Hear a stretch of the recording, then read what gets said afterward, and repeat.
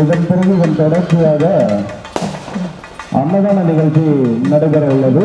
அனைவரும் இந்த அன்னதானத்தில் கலந்து கொள்ளுமாறு அன்போடு கேட்டுக்கொள்கிறோம்.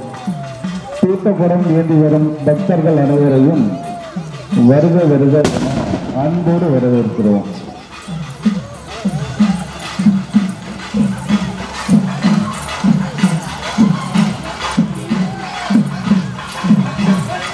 ஹலோ, அன்பு கொண்ட ஆன்மீக நண்பர்களே, பக்தர்களே, பொதுமக்களே, இப்பொழுது 16 கண் பாலத்திலிருந்து தீர்த்தம் மோகமாக வந்து கொண்டிருப்பதால் கோவிலை வந்து அடைந்தவுடன் அனைவரும் அந்த தீர்த்தத்தை அந்த குழு கார்பாயை 100 முறை கேட்டுக் கொண்டிருக்கிறார்கள்.